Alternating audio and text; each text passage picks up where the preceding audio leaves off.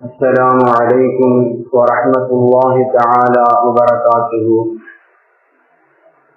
الحمد لله رب العالمين والعاقبة للمتقين والصلاة والسلام على أفضل الأنبياء والمرسلين وعلى آله وأصحابه وأزواجه وذرياته وأهل بيته وأتباعه أجمعين. أما بعد، فقد قال الله تعالى في القرآن العظيم وفي الفرقان الحميد: لن ينال الله لحومها ولا دماؤها ولكن يناله التقوى منكم. صدق الله العلي العظيم. قال نبينا صلى الله عليه وسلم: من كان له سعة ولم يضحي فلا يقربن مصلانا. وصدق رسول الله صلى الله عليه وسلم. எல்லா புகழும் புகழ்ச்சியும் ஏக இறைவனாகிய வல்லோன் அல்லாஹ் சுப்ஹானஹு வ தஆலா ஒருவனுக்கே உரித்தாகட்டுமாக. அவனது இறுதி தூதர் காத்தமுன் நபி முஹம்மது ஸல்லல்லாஹு அலைஹி வஸல்லம் அன்னவர்கள் மீதும் அன்னாரது வாழ்க்கை வழிமுறைகளை தங்களது வாழ்வின் எல்லா நிலைகளிலும் கடைபிடித்து வந்த உத்தம சத்திய சஹாபாக்கள், தாபிஈன்கள், தபஉ தாபிஈன்கள், நக்தாபுகள், அவுலியாக்கள், நல்லவர்கள், நாதாக்கள், மேலும் உலகளாவிய முஸ்லிம்கள், குறிப்பாக இந்த ஜும்ஆவிற்கு வருகை தந்த இன்னும் வரவிருக்கின்ற நம் அனைவர்கள் மீதும் வல்லோன் அல்லாஹ்வின் அன்பும் அருளும் என்றென்றும் நிறைவாக உண்டாவதாக. ஆமீன். அன்பிற்குரிய அல்லாஹ்வின் நல்லடியார்களே, அல்லாஹ்வுடைய மாபெரும் கிருபையின் காரணமாக துல்ஹஜ் மாதத்தினுடைய முதல் ஜும்ஆவை நாம் எல்லாம் வீட்டிருக்கின்றோம். துல்ஹஜ்ஜுடைய மாதம், அதிலும் குறிப்பாக துல்ஹஜ் பிறையினுடைய ஆரம்ப 10 தினங்கள் எப்பேற்பட்ட சிறப்புகளுக்கும்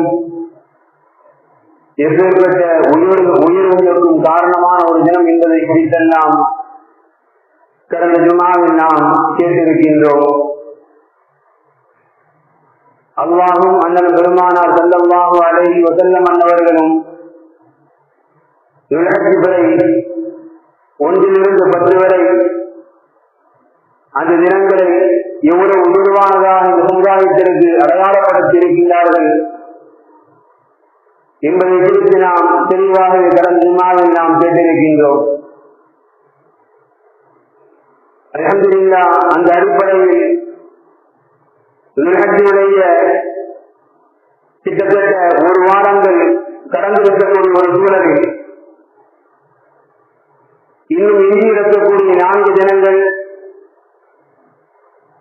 இந்த 4 தினங்களில் இந்த சமுதாயம் மிக அதிக கவனத்தோடு நிறைவேற்ற வேண்டிய முக்கியமான 2 அமல்களை குறித்து நாம் பார்க்க இருக்கின்றோம். குறிப்பாக துல்ஹஜ் பிறை 9 மார்க்கம் அரபாவுடைய தினம் என்பதாக நமக்கு சொல்லிக்காட்டும். அரபாவுடைய தினம் எப்பேற்பட்ட சிறப்புகளுக்கு உண்டான ஒளிக்கான ஒரு தினம். அதை சிறப்புகளை குறித்து நாம் விளங்கிக் கொள்வதற்கு இன்னைக்கு அல்ஹம்துலில்லாஹ் ஆட்சிகள் எல்லாம் தங்களது கடமைகளை நிறைவேற்றுவதற்காக ஹஜ்ஜுடைய கிரியைகள் அல்ஹம்துலில்லாஹ் இன்றிலிருந்து துவங்குவார்கள். துல்ஹஜ் பிறை 9 அரபாவுடைய தினம். நபிகள் பெருமானார் ஸல்லல்லாஹு அலைஹி வஸல்லம் அன்னவர்கள் அண்ணன் பெருமானார் ஸல்லல்லாஹு அலைஹி வஸல்லம் அன்னவர்கள் செய்த ஹஜ் ஒன்று. அந்த ஹஜ்ஜின் போது அண்ணன் பெருமானாரோடு சென்றிருந்த சஹாபாக்கள் பலர். அதில் ஒரு சஹாபி நபிகள் பெருமானார் ஸல்லல்லாஹு அலைஹி வஸல்லம் அன்னவர்களிடத்தில் இப்படி கேட்பார்கள்: யா ரசூலல்லாஹ், ஹஜ் என்றால் என்ன? நிறைய நாயகமே ஹஜ் என்றால் என்ன, ஹஜ்ஜை குறித்து எங்களுக்கு விளக்கம் பாருங்கள் என்று கேட்கின்ற பொழுது ஹஜ்ஜுடைய அமல்கள் என்பது குறிப்பிட்ட ஒரு 4-5 தினங்களுக்குள்ளாக நிறைவேற்றப்படக்கூடிய அமல்தான் ஹஜ்ஜுடைய அதி முக்கியமான அமலை. அதுதான் ஹஜ்ஜும் கூட. அந்த 4-5 தினங்களிலும் பிறை 9 அரபாவுடைய தினம் பெருகினம் பெருமானார் ஸல்லல்லாஹு அலைஹி வஸல்லம் அன்னவர்கள் கேள்வி கேட்ட அந்த சஹாபிக்கு இப்படி பதில் சொன்னார்கள், அல் ஹஜ்ஜு அரபா. ஹஜ் என்று சொன்னாலே அது அரபா தான். அரபாவுடைய பெருகிதான் பெருமானார். அதற்கு நபிகள் பெருமானார் விளக்கமாக இப்படி சொல்வார்கள், சமன் அதிரக லைலத்தை அரபத்த அவர் துருவை பகிரி நீ லைலுக்கு ஜம்மையில் பகது தம்ம ஹஜ்ஜா. ஹஜ் பிறை 9 அன்று யார் அரபாவுடைய பெருவெளியை தங்கிவிட்டாரோ அல்ஹம்துலில்லாஹ் பகது தம்ம ஹஜ்ஜஹு, அவரது ஹஜ் முழுமையடைந்தது, நிறைவேறிவிட்டது. நபிகள் பெருமானார் ஸல்லல்லாஹு அலைஹி வஸல்லம் அவர்கள் சொன்னது.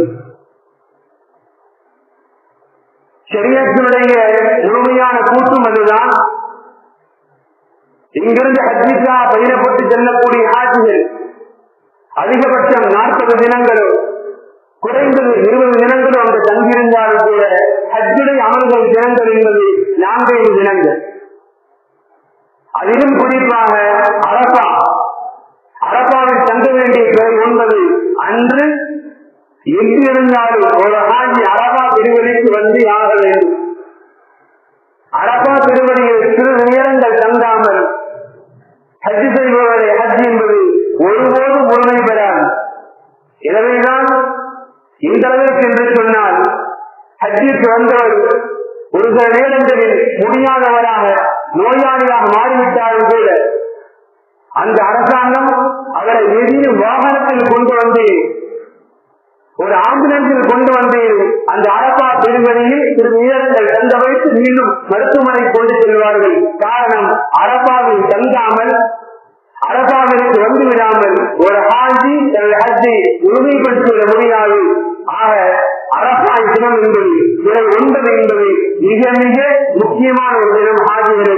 ஹாஜிகளுக்கு மட்டுமல்ல, மார்க்கம் சொல்லித் தரும் ஹாஜிகள் அல்லாத ஊர்களில் இருக்கக்கூடிய எல்லா மனிதர்களுக்குமே பிறை 9 என்பது அரபாவுடைய தினம் மிக மிக முக்கியமான ஒரு தினம் என்பதை நபிகள் பெருமானார் ஸல்லல்லாஹு அலைஹி வஸல்லம் அவர்கள் இந்த உம்மத்திற்கு சொல்லித் தருவார். திருமலையினுடைய பிரபலமான சூரத்தில் முழு வருஷமாய் ராத்திரி முழு ஒல்லியோம் ஒஷாஹின் அமைச்சகம் நபிகள் பெருமானார் ஸல்லல்லாஹு அலைஹி வஸல்லம் அவர்கள் சொல்லித் தருவார்கள். யௌமுல் மௌஊத் என்பது யௌமுல் கியாமத்தை குறித்து, மறுமையுடைய தினத்தை குறித்து அல்லாஹ் பேசுகின்றான். அதுபோன்று ஷாஹிதின் மஷ்ஹூர், இந்த மஷ்ஹூர் என்பது அரபாவுடைய தினம் என்பதாக நபிகள் பெருமானார் சொல்லித் தருவார்கள். ஆக அரபா முஸ்லிம் சமுதாயத்திற்கு மிக மிக முக்கியமாக ஒரு விழிப்புணர்வோடு நாம் திறக்க வேண்டிய ஒரு தினம் என்பதை சமுதாயம் ஒருபோதும் மறந்துவிடக் கூடாது. பெருமானார் ஸல்லல்லாஹு அலைஹி வஸல்லம் அவர்கள் அரபாவுடைய தினத்தில் செய்யப்படக்கூடிய எல்லா அமல்களையும் மற்ற தினங்களில் செய்யப்படக்கூடிய அமல்களை விட உயிர்வானதாக சிறப்பானதாக பேசக்கூடிய எத்தனையோ நபிமொழிகள் பெருமான் இப்படி சொல்லித் தருவார்கள். அரபா துவா என்பதை இந்த சமுதாயத்திற்குண்டான ஒரு மிகப்பெரிய ஆயுதம். அதில் நபிகள் சொல்றாங்க, துவாக்களின் சிறந்தது அரபாவுடைய தினத்தில் நீங்கள் கேட்கக்கூடிய துவா. துவாக்களின் சிறந்தது அரபாவுடைய தினத்தில் நீங்கள் கேட்கக்கூடிய துவா. காரணம், அல்லாஹ் ரப்பல் ஆலமீன் அரபாவுடைய தினத்தை அவ்வளவு தூரங்கள் அல்லாஹ் கண்ணியப்படுத்தி இருக்கின்றான், அல்லாஹ் நேசிக்கின்றான். எனவே மற்ற தினங்களில் மற்ற நாட்களில் நாம் கேட்கக்கூடிய இருதரம் இருக்கக்கூடிய துவாக்களை விட அரபாவுடைய தினத்தில் கேட்கக்கூடிய துவாக்களுக்கு அல்லாஹ்விடத்தில் தனிப்பட்ட மதிப்பு உண்டு என்பதை நபிகள் பெருமானார் ஸல்லல்லாஹு அலைஹி வஸல்லம் அவர்கள் தனது வாழ்க்கையில் சொல்லித் தருவார்கள். அதுபோன்று இந்த நிலத்திற்கு பெருமை சேர்க்கக்கூடிய மற்றொரு அடையாளத்தை பெருமான சொல்லுவாங்க,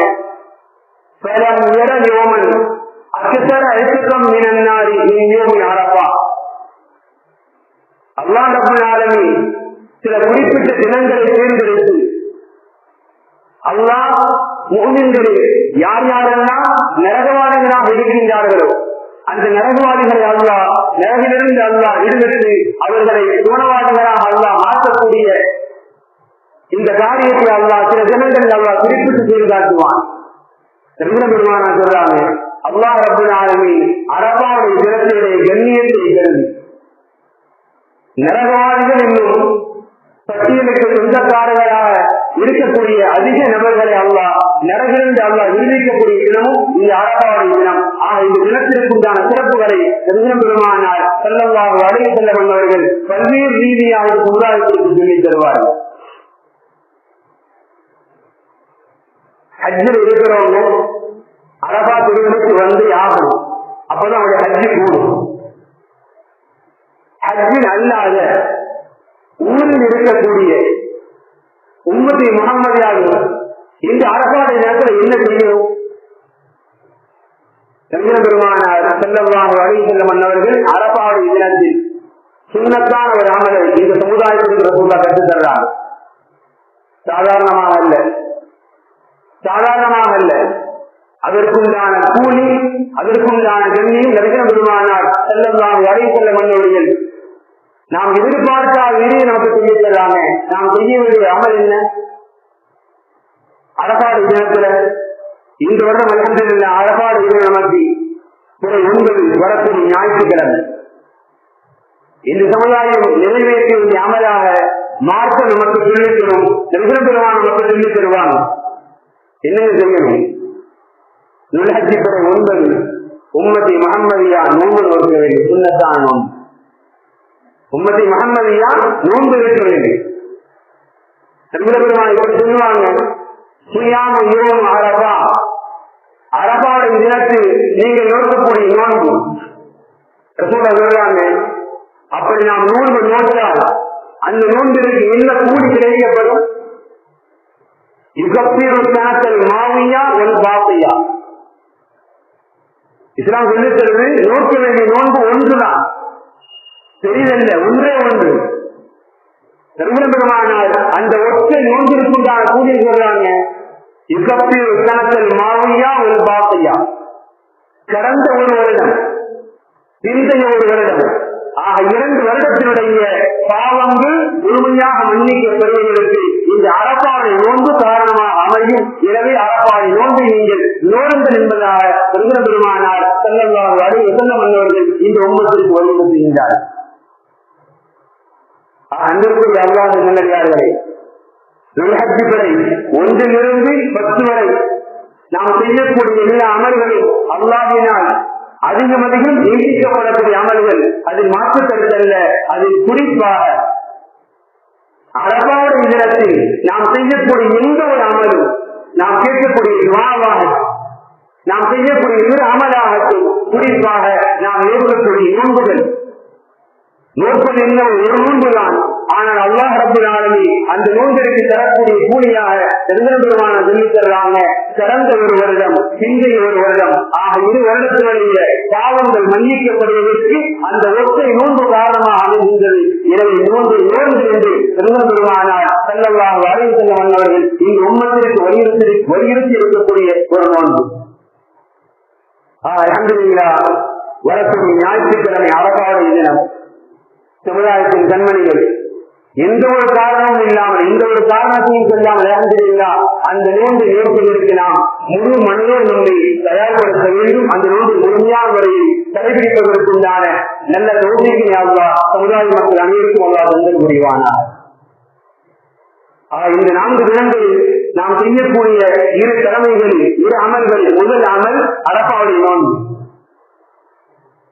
அடுத்து நமக்கு எல்லாம் தெரிந்தது துல்ஹஜ் பிறை 10 நாம் செய்யக்கூடிய விதமான அமல் குர்பானி என்னும் அமல். அல்ஹம்துலில்லாஹ், அல்லாஹ்வுடைய கிருபையினால் தகுதிமிக்க சமுதாயத்தினுடைய கனவான்கள் அந்த அமல்களுக்காக தன்னை தயார்படுத்திக் கொண்டிருக்கின்றார்கள். பலரும் அதற்குண்டான முனைப்பு நிறைஞ்சி நடந்து கொண்டிருக்கின்றது. அல்லாஹ் ரப்பல் ஆலமீன் தனது குர்பானியையும் அல்லாஹ் கபூல் செய்வானா. குர்பானி நாம் ஏன் கொடுக்கின்றோம், ஏன் கொடுக்க வேண்டும் நமக்கு விளக்கம் எல்லாம் தெரியும். பெருமானாரிடத்தில் சஹாபாக்கள் கேட்பார்கள், யா ரசூலல்லாஹ் மாஹாதிஹி லவாஹி, நபியே நாயகமே குர்பானி கொடுக்க சொல்றீங்க, ஏன் கொடுக்கணும், அதுல இன்னும் இருக்கிற சூழ்நிலை கேட்டாங்க. பெருமானார் ஸல்லல்லாஹு அலைஹி வஸல்லம் அவர்கள் ஒற்றை வரி பதில் சொல்வார்கள், சுன்னத் அபீக்கும் இப்ராஹிம், சுன்னத் அபீக்கும் இப்ராஹிம், உங்களது தந்தை நபியினா இப்ராஹிம் அலைஹிஸ்ஸலாம் செய்து காட்டிய ஒரு வழிமுறை. நமது தந்தையிடமிருந்து பிள்ளைகளுக்கு அல்லாஹ் காட்டி இருக்கக்கூடிய ஒரு வழிமுறை.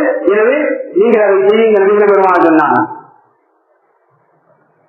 மீண்டும் சஹாபாக்கள் கேட்பார்கள், சமாதானா யா ரசூலல்லாஹ், எங்களது தந்தை தனது மகனை அல்லாஹ் சோதித்தான், தனது மகனை அல்லாஹ் பரிகேட்டான், கொடுத்த தயாரானாங்க. இன்னைக்கு நாம விலங்குகளை கொடுக்கிறோம். சமாதானா யா ரசூலல்லாஹ், அந்த விலங்குகளை கொடுப்பதனால் நமக்கு என்ன கிடைக்கும்? பெருமான் இப்படி பதில் சொல்வார்கள், பிகுல்லி ஷிஆரத்தின் ஹஸனா, பிகுல்லி ஷிஆரத்தின் ஹஸனா. நாம் அறுக்கக்கூடிய ஆடுகளோ மாடுகளோ ஒட்டகங்களோ அந்த பிராணிகளுடைய உடம்பில் எத்தனை ரோமங்கள் இருக்குமோ அத்தனை ரோமங்களுக்கும் உண்மையான நன்மை கிடைக்கப்படும். இதனை குர்பானிகளை தகுதி உள்ளவர்கள், அதற்குண்டான வாய்ப்பை பெற்றவர்கள், அதற்குண்டான கடமையை பெற்றவர்கள் மிக சரியாக நிறைவேற்றுங்கள். பெருமானார் ஸல்லல்லாஹு அலைஹி வஸல்லம் அவர்கள் உம்மத்திற்கு பணித்தார்கள்.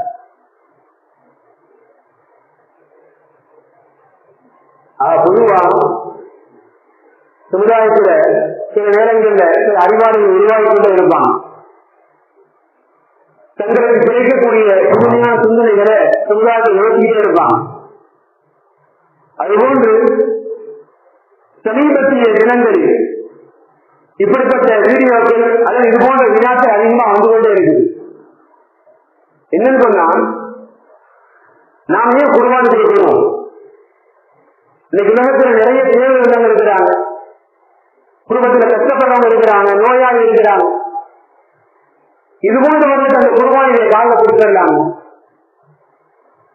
இது ஒரு வீடியோவாகவே சேர்க்கப்பட்டு இன்னைக்கு பகிரப்பட்டு வருது. அல்லாஹ் பாதுகாப்பு.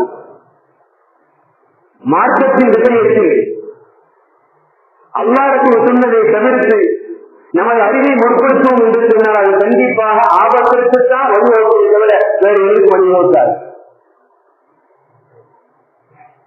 பெருமாள் சொல்லித் தர்றாங்க, அல்லாஹ் சொல்லித் தர்றான். இலட்சிப்படை சட்டன்று தொழுகைக்கு பிறகு நாம் செய்யக்கூடிய அமல், நாம் செலவழிக்கக்கூடிய செலவழிப்புகளில் மிக மிக உயர்வானது இஸ்லாம் சொல்லித் தருகின்ற குர்பானிதான். அதற்கு நாம இவர் அதிக தேவையாக இருக்கிறாரு, நாம இந்த காசு அங்க கொடுத்துடலாம, இந்த சிந்தனைகள் எல்லாம் கண்டிப்பாக தவறுக்கே வழிவகுக்கும்.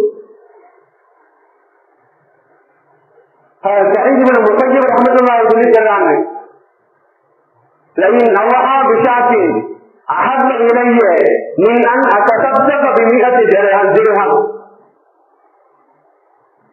விலகிப்படை என்று விலகிப்படை சட்டன்று நான் 100 கிரகங்கள் நான் சதகா செய்வதை விட அல்லாஹ்வின் பாதையில் ஒரு ஆட்டை நான் அறுத்து குர்பானி கொடுப்பதுதான் சிறப்பானது. இப்படிதான் நான் தெரியல, இப்படிதான் செய்வேன் சொல்றான். குர்பானி யாருக்கு கடமையோ அந்த குர்பானியை தான் நிறைவேற்றுவதை தவிர நமது அறிவு முற்படுத்தி இந்த காலம் குடும்பமா நாம் செஞ்சுட்டு போயிடலாம, தேவை நம்ம கொடுத்துட்டு போயிடலாம, அந்த எண்ணம் தவறு. அதை நீங்க வேற காசு செஞ்சுட்டாங்க. குர்பானி முதல் நாம் விளங்க வேண்டும், அது ஒரு ஐபாதத். எப்படி தொழுகை என்பது ஐபாதத்தோ, நோன்பு என்பது ஐபாதத்தோ, குர்பானியும் ஒரு ஐபாதத். அந்த ஐபாதத் யாருக்கு கடமையானதோ அவர் அந்த ஐபாதத்தை செய்தால் மட்டும்தான் அந்த கடமை நிறைவேறுவதை தவிர நான் அந்த காசை வேற இடத்துல கொடுத்துறேன், வேறு மாதிரி செலவழிச்சிடுறேன், கண்டிப்பா அந்த கடமை ஒருபோதும் அவரை விட்டு நீங்காது என்பதை நாம் முதலில் தெரிந்து கொள்ள வேண்டும். அதுபோல அல்ஹம்துலில்லாஹ் குர்பானி ஆட்டை கொடுக்கிறோம், அல்லது கூட்டு குர்பானி மாட்டில் பங்கெடுக்கிறோம். நம்ம ஊரை பொறுத்தவரை 2 தான் விவரமா. இன்னைக்கு ஆட்டுடைய குர்பானி தனிப்பட்டவர்கள் கொடுக்கிறோம், நிறைய பிரச்சனைகள் இல்லை, அல்ஹம்துலில்லாஹ். அது நிறைய சிரமங்கள் கிடையாது. மார்க்கம் சொல்லக்கூடிய சில விதிமுறைகளை கூறினால் ஒரு ஆட்டை அறுக்கிறாரு, அந்த ஆடு எப்படி இருக்கும், என்ன தன்மை இருக்கும், மார்க்கம் சொல்லி தரும். குருடாக இருக்கக்கூடாது, முடமாக இருக்கக்கூடாது, வெளிப்படையான காயங்கள் இருக்கக்கூடாது, எலும்பும் தோடுமாக மெலிந்ததாக இருக்கக்கூடாது. இந்த 4 தன்மைகளுக்கு அப்பாற்பட்டு எந்த ஆடு குர்பானிக்கு தகுதியான ஆடு அல்லது பிரச்சனை இல்லை. உறுதியா நாம் போக வேண்டாம். சொல்லித்தரப்போது வெளிப்படை காரணம். இன்னைக்கு அல்ஹம்துலில்லாஹ் ரொம்ப நல்ல ஆடா, நல்ல கொடுத்த ஆடை இப்படிதான் பாக்குறாங்க. அல்லாஹ் ஏற்றுக்கொள்ள வேண்டும், பொருத்திக் கொள்ள வேண்டும். அதை இன்னும் நாம் புரிஞ்சுக்கணும். பொதுவாக எங்கு பொருளாதார ரீதியான அமல்கள் வருகின்றதோ அங்கு பெருமை வருவதற்கு உண்டான வாய்ப்புகள் அதிகம்.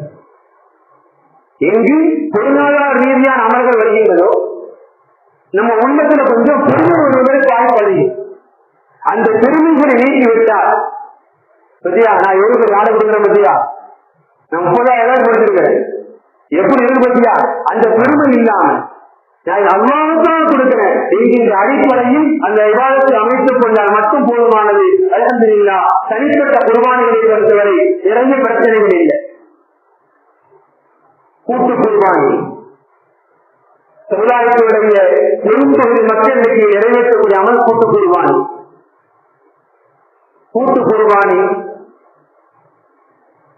யாரோ கேட்கிறாங்க, யாரோ செய்யறாங்க, காசு என்னைக்கு முதலையாவது காசு தேடி கொடுக்கணும். அன்னைக்குன்னா இணைய வசதிக்கப்பட்டவர் குடும்பம் கேட்பாரு, எங்கிலும் சீட்டு கூகுள் முடிஞ்சு போகுது. நமக்கு குர்பானி உணர்ந்து சம்பந்தம். அவர் காசு கேட்பாரு, பங்கு எவ்வளவு நாம இங்கிருந்து அனுப்பிவிடுவோம், முடிஞ்சு போகுது குர்பானி, அவ்வளவுதான். புரிந்து கொள்ள வேண்டும். ஆரம்பத்தில் சொன்னதை போன்று குர்பானி ஒரு வழிபாடு, குர்பானி ஒரு வழிபாடு. நீங்க யாருக்கும் நீங்க உதவி பண்ணல, நீங்க யாருக்கும் சதகாவை கொடுக்கல. நமக்கு அல்லாஹ் விதியாக்கிய ஒரு அமலை, ஒரு விவாதத்தை நாம் நிறைவேற்றுகின்றோம். எனவே குறைந்தபட்சம் அந்த உணர்வு, குறைந்தபட்சம் அந்த உணர்வு முடிந்த அளவு உங்களுக்கு பக்கத்துல நமக்கு அருகாமையில எந்த அளவுக்கு சொன்னா நம்மால் நமது விலங்கினங்களை இந்த குர்பானிக்காக நாம் வாங்கியிருக்கிறோமோ, நமக்கு இந்த குர்பானிக்காக அழைக்கப்படுகின்றதோ அந்த விலங்கினத்தை நம்மால் சென்று பார்த்து வரக்கூடிய அளவிற்கு ஒரு அருகாமையில் இடத்துல இங்க பாருங்க. இந்த குறைந்தபட்ச ஒரு அர்ப்பணிப்பாக இந்த ஒரு விவாதத்து, அது ஒரு விவாதம். விவாதம் சொன்னா நம்ம அர்ப்பணிப்பு கொஞ்சமாக இருக்கு. எனக்கு முன்ன எனக்கு அவர்களை தொடர்ந்து அவர் காசை கேட்டாரு, நான் கொடுத்த முடிஞ்சு போய் ஹோம் டெலிவரி. இது என்ன விவாதம், இது என்ன குர்பானி? குறைந்தபட்சம் நமது முயற்சி செய்ய வேண்டும். அருகாமையில பாருங்க, உங்களது குர்பானி பிராணியை நீங்கள் சென்று பார்த்து வரக்கூடிய அளவு நிபந்தனைகள் தெரியும் நினைக்கிறேன். மாடா இருந்தா 2 வீடு நிறைஞ்சிருக்கிறோம். அல்ஹம்துலில்லாஹ் நல்ல எண்ணத்தோடு செய்பவர்கள் இருக்கிறாங்க, குறை சொல்லல. ஆனால் இது பிசினஸ் ரீதியா பார்க்கக்கூடிய ஒரு காலம். இது நினைக்கும்னா பெருமுனை போட்டி, கண்ணுக்குடியா பிடிச்சு கொடுத்துடுறாங்க. நமது குர்பானி, நமது விவாதம் தயவு கூர்ந்து எதிர் மதத்தினாலே நாம் தெரிந்து வைத்திருக்கக்கூடிய அளவிற்காக நாம அது கொஞ்சமாக நம்ம அக்கறை இருக்கு.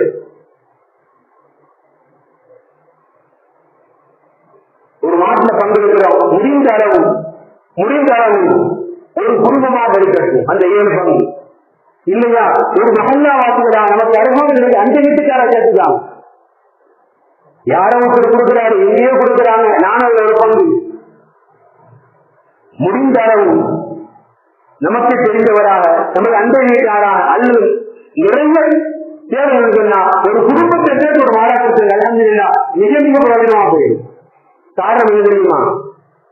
கூட்டு குர்பானிலேயே மிக மிக முக்கியமான அந்த குர்பான் நிறைவேறுவதற்குண்டான மிக மிக முக்கியமான நிபந்தனையே நியத் ஒன்றா இருக்கணும்.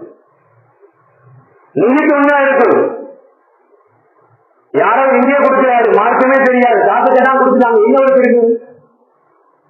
ஒருவருடைய நியத் மாறினாலும் 7 பேருடைய குர்பானும் செல்லாது. ஒருவர் நியத் மாறினாலும் 7 பேருடைய குர்பானையும் போயிட்டாங்க. தயவு கூர்ந்து குர்பான் இபாதத் எனக்குண்டான கடமை. எனவே அந்த இபாதத்திற்கு என்னால் எந்த அர்ப்பணிப்பை கொடுக்க முடியுமோ அந்த அர்ப்பணிப்பை செய்ய முடிக்கிறது.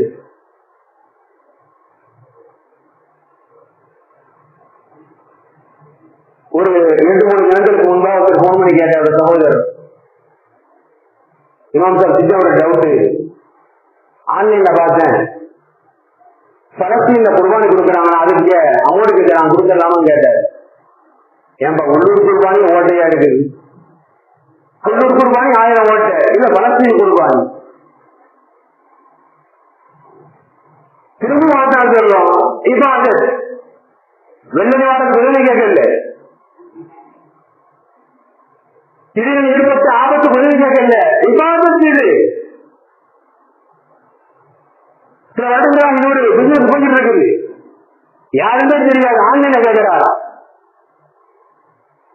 தெய்வ கூறினாவது அதான் சகோதரர், தெய்வ கூறு இபாதத்து ஊர்லயே கொடுங்க, கண் முன்னால் கொடுங்க, உங்களோட கடன்கால கொடுங்க, அதுவே ஏற்றமானது.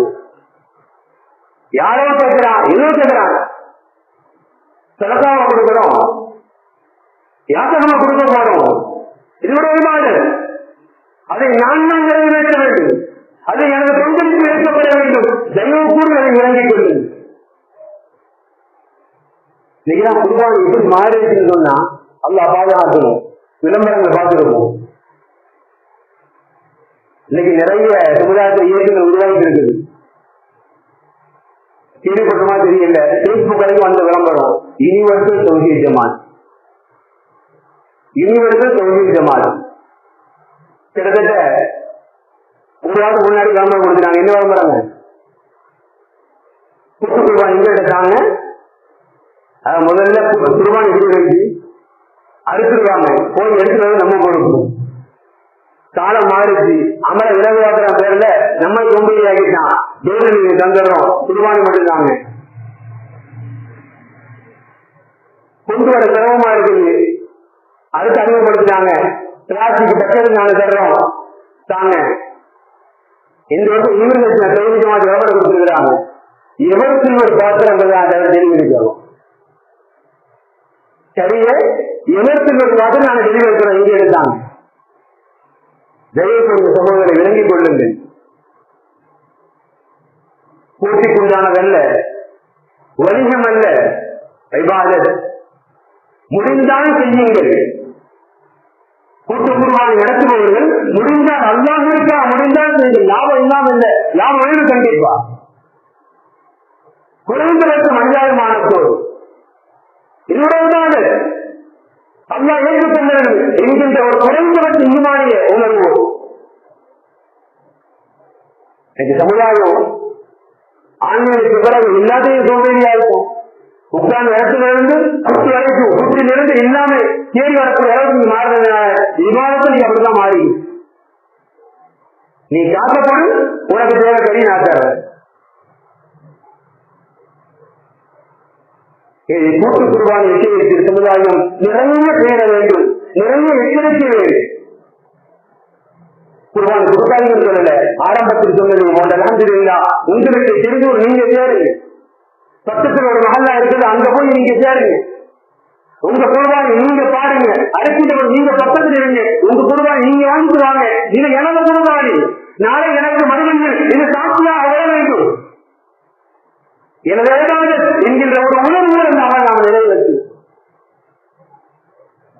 இது நம்பிக்கை அல்லாத நிலையார்களே, இது ஒரு இபாதத். இது தேவைக்கானதல்ல, விளையாட்டானதல்ல. அல்லாஹ் ரப்பல் ஆலமீன் நாம் நிறைவேற்றக்கூடிய எல்லா குர்பானையும் அல்லாஹ் பரிபூர்ணமாக ஒப்புக்கொள்வானாக. இன்ஷா அல்லாஹ் இதைவிட வருங்காலங்களில் இன்னும் நாம் சிறப்பாக நிறைவேற்றுவதற்கு உண்டான மிகப்பெரிய நிர்வாகங்கள் அல்லாஹ் நம் அனைவரும் புரிந்து கொள்வானாக. அல்ஹம்துலில்லாஹி ரப்பில் ஆலமீன். அஸ்ஸலாமு அலைக்கும் வரஹ்மத்துல்லாஹி தஆலா வபரகாத்துஹு.